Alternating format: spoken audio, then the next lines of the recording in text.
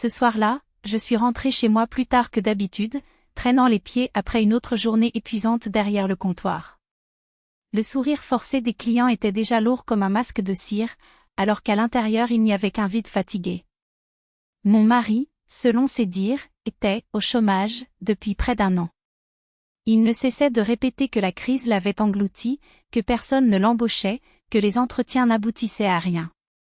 Pendant ce temps, moi seule soutenais la maison, la famille, les rêves que nous avions autrefois.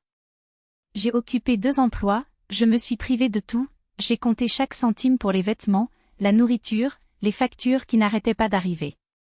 Lui, en revanche, passait ses journées à chercher des opportunités, du moins c'est ce qu'il disait.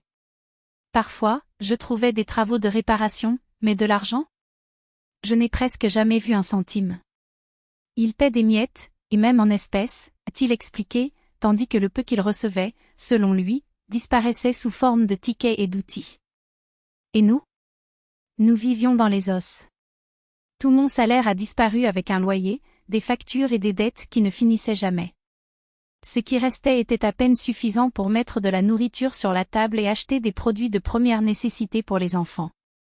Parfois, la nuit, j'entendais des chuchotements venant de la cuisine, il parlait doucement au téléphone. Quand je demandais avec qui, la réponse était toujours évasive, irritée, juste un ami, je n'ai ni le temps ni la patience pour ça en ce moment. Et moi, épuisée, j'ai laissé tomber.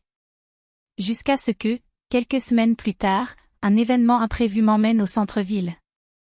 Mon 2e voyage avait été annulé plus tôt et j'ai décidé de m'arrêter dans un petit restaurant au coin de la rue, histoire de prendre un café et de reprendre mon souffle. L'ambiance était chaleureuse, avec des lumières tamisées et une musique douce en fond sonore. J'étais sur le point de choisir une table près de la fenêtre quand quelque chose ou plutôt quelqu'un attira mon attention au fond de la pièce. Mon cœur s'est figé. Il était là, mon mari, vêtu d'un costume qui coûtait plus que mon salaire mensuel. Devant vous, des plats que je n'oserais même pas commander un jour spécial. À ses côtés, ma belle-mère, tout habillée, des bijoux brillants, un sourire satisfait aux lèvres.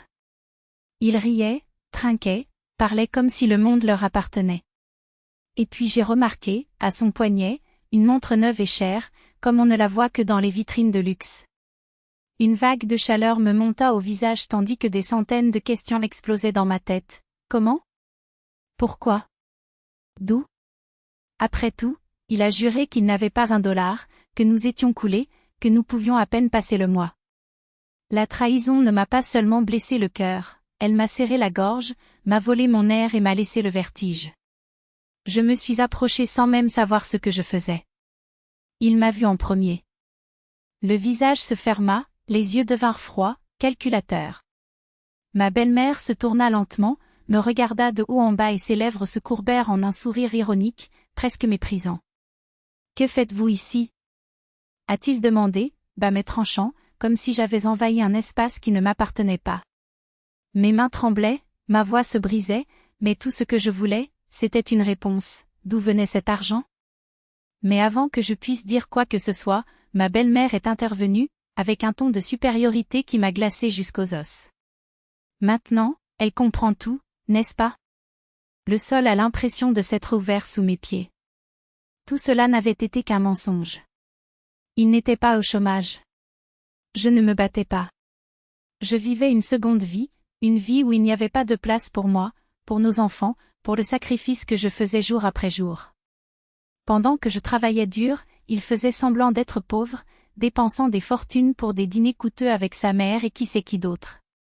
La vérité fait plus mal que n'importe quelle crise, plus que n'importe quel projet de loi tardif. Parce que ce n'était pas seulement l'argent. C'était une humiliation. C'était du temps perdu. C'était la confiance que je lui avais placée, jetée à la poubelle comme si elle ne valait rien.